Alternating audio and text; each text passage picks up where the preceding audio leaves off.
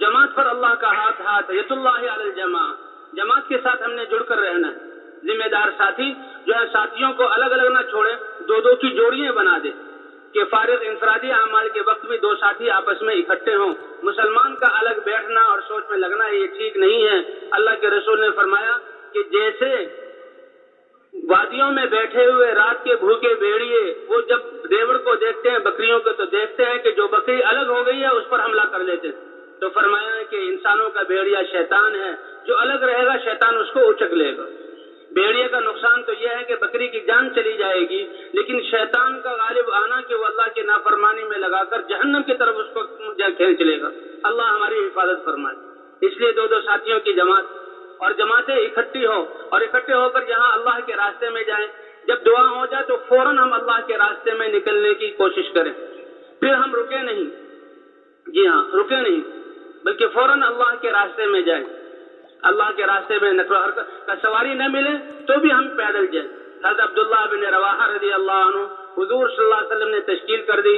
اللہ کی شان جو الوداع کا وقت تھا وہ جمعے کا وقت تھا، اور ان کو بتایا بھی گیا کہ تم شہید ہو جاؤ گے۔ یہودیوں نے بھی کہا بھائی تم شہید ہو جاؤ گے، نبی کی پیشن گوئی ہے، تو اس میں کوئی جزا فضا نہیں، کوئی گھبراہٹ نہیں، اللہ کے راستے میں جانا ہے۔ لیکن بات یہ کہ جمعے کا دن ہے، مسجد نبوی ہے، اور خود حضور صلی اللہ علیہ وسلم موجود ہیں، وہ خطبہ دیں گے، ان کی زیارت ہوگی، ان کے پیچھے نماز۔ کہ اجتماعی نماز کی برکت یہ ہے کہ اس اجتماعی نماز جماعت کے ساتھ جو نماز، ان میں سے جس کی سب سے بہتر نماز ہو، اللہ سارے نمازیوں کی جماعت کی برکت سے نماز کو اس کے درجے پر بنا کر قبول فرماتے ہیں۔ اور جہاں امام حضرت محمد صلی اللہ علیہ وسلم، حضور صلی اللہ علیہ وسلم نے دیکھ لیا کہ جماعت تو چلی گئی، عبداللہ بن رواحہ موجود، تو حضور نے پوچھا اے ابن رواحہ تمہیں کس چیز نے پیچھے رکھا، کیوں رہ گئے؟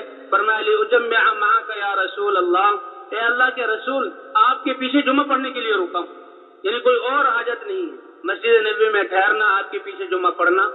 تو علماء فرماتے ہیں کہ وہ جماعت جو پہلے اللہ کے راستے میں چلی گئی، وہ تو صرف انہوں نے تو کچھ فاصلہ طے کیا، اور اللہ کے راستے کی غبار ان کے پاؤں اور جسموں کو لگی، اور گرمی یا سورج کی تپش میں جو ان کو لگی، پسینہ بہا، اور وہ بھی کہیں پڑاؤ ڈال کر نماز کی تیاری کر رہے ہوں گے، اور یہ تو مسجد نبوی میں ٹھہرے، حضور صلی اللہ علیہ وسلم کی زیارت کی، آپ کا خطبہ سننا، آپ کے پیچھے نماز پڑھنا، تو یہ ثواب تو ان کو مل گیا، اور ان کا صرف اللہ کے راستے میں نکلنا ان کا ثواب۔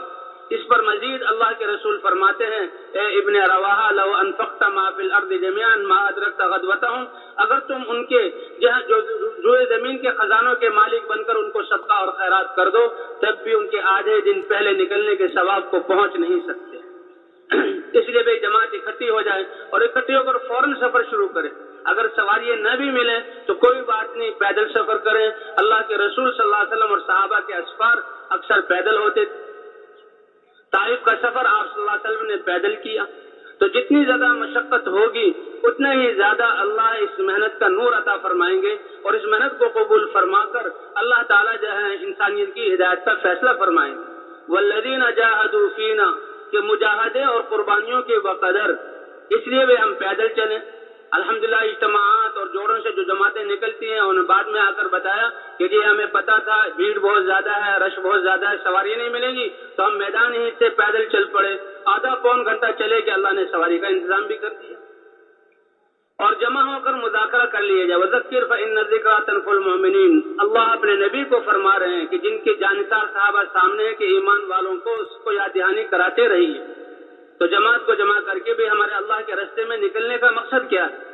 کہ ہماری نیت ٹھیک ہو کہ ہم اللہ کو راضی کرنا چاہتے ہیں، کہ ہمارا اللہ ہم سے راضی ہو جائے، اور اللہ کے راستے میں نکلنے کا مقصد کہ ہم خود اس محنت کے لیے قبول ہو جائیں، اور اللہ تعالی ہمیں اپنے دین پر چلنے کی توفیق عطا فرما دے، اور اسی طرح اللہ تعالیٰ پوری امت مسلمہ کو حضور صلی اللہ علیہ وسلم کی محنت پر کھڑا فرما دے۔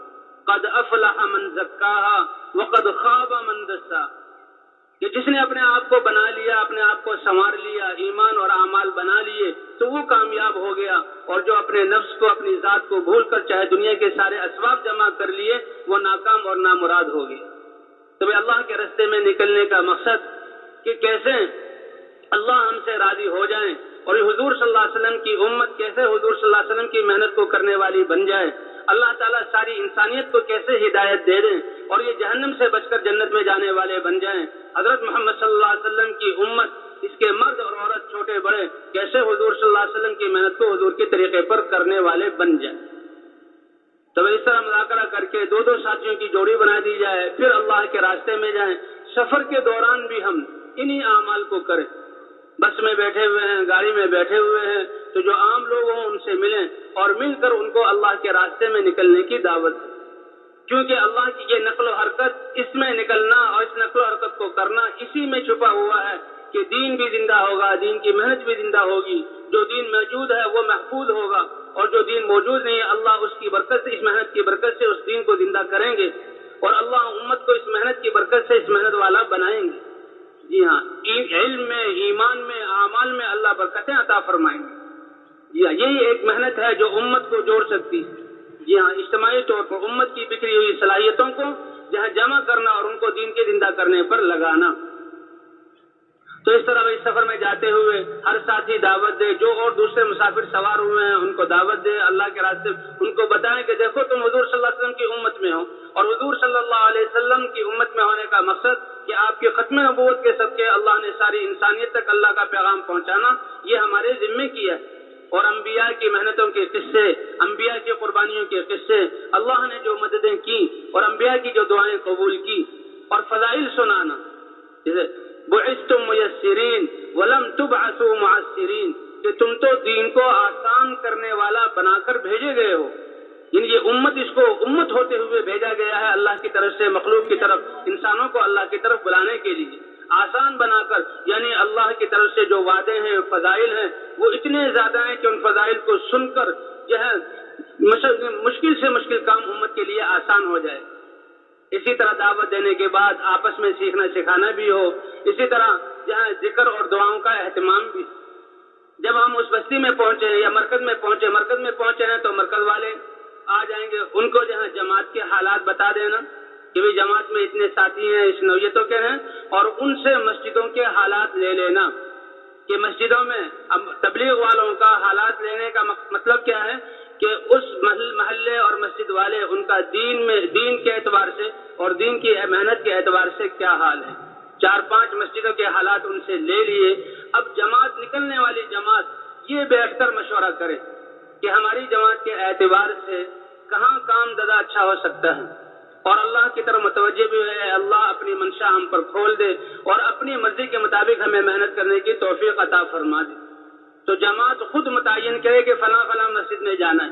جی ہاں، اور اللہ فرماتے ہیں کہ مسجدوں میں سب سے پہلے یہ جو شہروں کے کناروں کی مسجدیں ہیں، جہاں غریب لوگ رہتے ہیں، جن کی کچی مسجدیں ہیں، پانی کا انتظام پورا نہیں ہے اور وضو اور استنجے کا نظام پورا نہیں ہے، تو ایسی مسجد، اور وہاں کی کھڑکی دروازے نہیں ہیں، ایسی مسجدوں میں پہلے جائیں، ان لوگوں پر محنت کریں.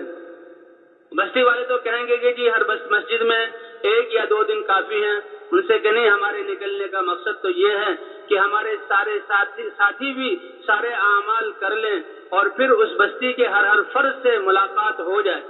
ہر بستی کے ہر فرد سے، محلے کے ہر فرد سے ملاقات کا مطلب یہ ہے کہ اگر ایک گھر میں 5-6 افراد رہتے ہیں، باپ اور بیٹا اور چچا اور بھتیجے، تو ان سب سے ملاقات کرنا. ایک گھر میں ایک دفعہ جانا کافی نہیں ہے، بلکہ دیکھیں 6 افراد میں سے کتنے افراد سے ملاقات ہوگی. ہر ایک کو پیغام پہنچانا اور ہر ایک کو جو ہے اس کے ساتھ بیٹھ کر اس محنت پر آمادہ کرنا. اگر وہ کسی دوسری جگہ کام کرتے ہیں تو وہاں جانا اس کے پاس اور اس کو دعوت دینا، تو 100% لوگوں سے ملاقاتیں ہو جائیں. اور دوسرے، ہمارے وہاں ٹھہرنے سے نقد اللہ کے راستے میں جماعتیں نکل جائیں. کہ 12-13 آدمیوں کی، 10-12 آدمیوں کی جماعت جو اللہ کے راستے میں نکلے ہوئے ہوں، کسی بستی اور کسی محلے میں آ جانا، اور ان کی نقل و حرکت سے تو گاؤں کی فضا ہی بدل جانی چاہیے. ایک صحابی کے جانے کی وجہ سے اللہ نے لاکھوں لوگوں کو ہدایت دی، اور یہ تو پوری ایک جماعت ہے جو اللہ کے راستے میں نکلی ہوئی ہے. ایسی ہلچل ہو، ایسی دعائیں ہوں، اور مسجد کو نکلنے کے وقت اعمال سے آباد کیا جائے، اور ایسے لوگوں سے ملاقاتیں ہوں کہ لوگ دنیا پر جو وقت لگا رہے تھے اس سے بچا کر دین کے لیے لگانے والے بن جائیں، اور ان کے جہاں دلوں میں آخرت کی فکر ہو جائے. اس لیے بھائی سارے لوگوں سے ملاقات کرنا، اور کم سے کم 100% نمازی ان کو بنانا. یہ نماز اللہ کا کتنا بڑا امر ہے کہ جس کی نماز چلی گئی جس سے من فاتت الصلاۃ، جس سے ایک نماز فوت ہوگی فکأنما وتر اہلہ ومالہ، ایسا اتنا نقصان ہے کہ اس کا مال سارا ختم ہو گیا، اس کے گھر والے سارے ختم ہو گئے۔ آسمانی آفتیں آتی ہیں، گھر گر جاتے ہیں، کچھ لوگ مر جاتے ہیں، کچھ زخمی ہو جاتے ہیں، تو کیسے پوری دنیا چیخ پڑتی ہے اور انسانوں کے دلوں میں کیسے ہمدردی آتی ہے اور ان کی مدد کے لیے کیسے جاتے ہیں۔ تو بھائی دنیا کے اعتبار سے ان کے لیے بستر، کھانے اور دوائیں، ان چیزوں کا تو اہتمام کرتے ہیں، لیکن جن اعمال نافرمانیوں کی وجہ سے یہ عذاب اللہ کا آیا ان نافرمانیوں سے بھی وہ بچ گئے۔ اگر ہم نے یہ ساری چیزیں بنا دی، اعمال وہی ہیں کہ جس کی وجہ سے یہ آفتیں آئی ہیں، تو آفت دوبارہ آئیں گی۔ ظہر الفساد فی البر والبحر بما کسبت ایدی الناس، تو بھائی اللہ کی نافرمانی سے نکالنا، اللہ کی فرما برداری پر لانا، تو کچھ چیزوں کے جو ہے نقصان کی وجہ سے کتنی دنیا حرکت میں آ جاتی ہے۔ اللہ کا رسول کہہ رہا ہے کہ جس سے نماز چلی گئی تو اس کا اتنا نقصان ہو گیا کہ پورا گھر ختم اور پورا مال ختم، اکیلا رہ گیا۔ تو اس کا یقین ہو اور اس کو سامنے رکھ کر ہم مسلمانوں پر محنت کریں، کوئی بے نمازی نہ رہے، 100% لوگوں سے ملاقات ہو جائے اور اللہ کے راستے میں نقد جماعتیں، سے روزے کا نکلنا یہ تو مقامی کام کا حصہ ہے، یہ جماعت کا اس میں کوئی کمال نہیں۔ جماعت کے آنے کی وجہ سے تو 7 مہینے کی جماعت اللہ کے راستے میں تیار ہو، اور جو ہے 4 مہینے کی جماعت اللہ کے راستے میں نکلے، چلے کی جماعت اللہ کے راستے میں نکلے۔